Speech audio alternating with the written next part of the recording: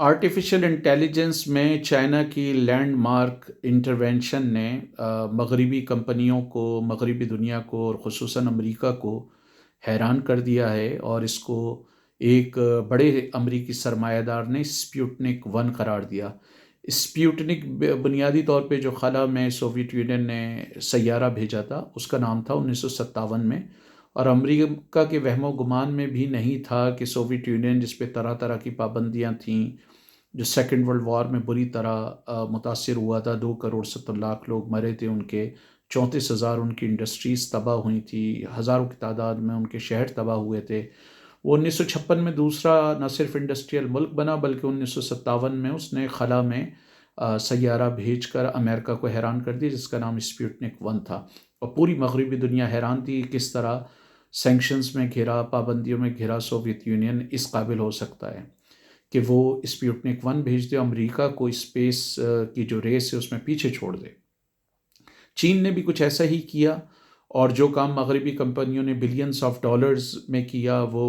چین کے یہ جو اسٹارٹ اپ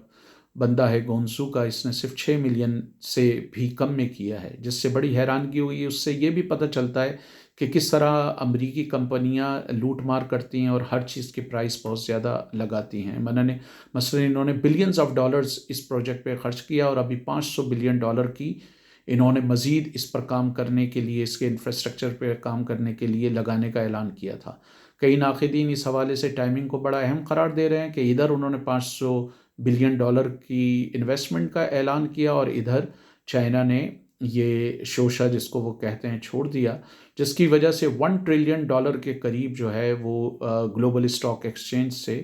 نکل گیا ہے، نقصان ہو گیا ہے۔ بڑی بڑی کمپنیاں، میٹا ہے اور دوسری کمپنیاں، ایون مغربی کمپنیاں ہیں، ان کو بھی نقصان ہوا ہے۔ اس کے علاوہ جو انرجی کی کمپنیاں ہیں ان کو بھی نقصان ہوا ہے۔ اس کی وجہ یہ ہے کہ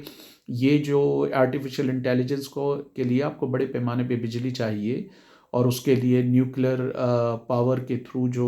بجلی پیدا کرنی تھی یا دوسرے طریقے سے بجلی پیدا کرنی تھی، تو انرجی کی کمپنیز کو بھی بڑا فائدہ ہوتا، لیکن اس کے بعد ان کو بھی بڑا نقصان ہوا ہے۔ اور یہ امریکہ میں پہلی دفعہ نہیں، امریکہ میں بہت سارے ناقدین کہتے ہیں کہ بہت ساری چیزیں انسینلی ایکسپینسو ہیں۔ مثلا جو ٹیبلٹ یا لیٹ سے اینٹی بائیوٹک شاید آپ کو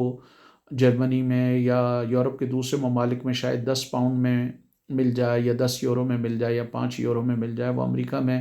$50 یا $100 یا $200 کی بھی ہو سکتی ہے۔ ہر چیز وہاں پہ انسینلی کئی معاملات میں ایکسپینسو ہے۔ تو چائنا کے حوالے سے یہ کہا جاتا ہے کہ وہ خالی دنیا کا اسمبلنگ پلانٹ ہے اور وہ کوئی چیز کریٹ نہیں کر سکتا، لیکن چائنا نے یہ کہہ کر سب کا منہ بند کر دیا ہے۔ اور اس سے پہلے بھی ہواوے نے جس طرح کام کیا، اور یہ سارے اس کے باوجود ہے کہ چائنا پہ چپس کے حوالے سے امریکہ نے بہت ساری پابندی لگائی ہوئی تھیں، اس کے باوجود انہوں نے یہ کر کے دکھایا، جس کے بعد جو ہے وہ معاملات اس نہج پہ پہنچے ہیں جہاں سے لگ رہا ہے کہ چین اور مغربی دنیا، اور اسپیشلی چین اور امریکہ میں جو ہے وہ کشیدگی بڑھنے جا رہی ہے، اور کم از کم یہ تجارتی جنگ جو ہے وہ بڑھتی جائے گی۔ اسی لیے ڈونلڈ ٹرمپ کا یہ خیال ہے کہ امریکہ کو پروٹیکشنزم کی طرف جانا چاہیے، اور اس میں وہ مختلف ٹیرف لگا رہا ہے، نہ صرف چین پر، بلکہ نہ صرف چین پہ لگانے کی تیاری کر رہا ہے بلکہ یورپ پر بھی لگانے کی تیاری کر رہا ہے۔ بلینز آف ڈالرز کی یورپ کی آٹو کی انڈسٹری ہے، اور پچھلے سال بھی یورپ نے اچھا خاصا، یورپی یونین کے ملکوں نے اچھے خاصی جو آٹو ہے وہ امریکہ کو ایکسپورٹ کی ہے، اور ابھی قوی امکان یہ ہے کہ 2% یا 3-4% جو ابھی ٹیرف ہے اس کو شاید ڈونلڈ ٹرمپ 25% تک لے جائے، ابھی اسپیکولیشن ہے۔ لیکن ایک سوال یہ بھی اٹھ رہا ہے کہ کیا اب امریکہ معاشی میدان میں چین کا مقابلہ کر سکتا ہے؟ کیا وہ معاشی میدان میں چین کو پیچھے چھوڑ سکتا ہے؟ کیا وہ معاشی میدان میں اب چین کو شکست دے سکتا ہے؟ یہ وہ بنیادی سوالات ہیں جو ہم اس لیکچر سیریز میں اٹھائیں گے، اور یہ بات کریں گے کہ کس طرح یہ مشکل ہے امریکہ کے لیے کہ وہ چین کا مقابلہ اب معاشی میدان میں کر سکے، اور اس کی کیا وجوہات ہیں کہ امریکہ چین سے معاشی میدان میں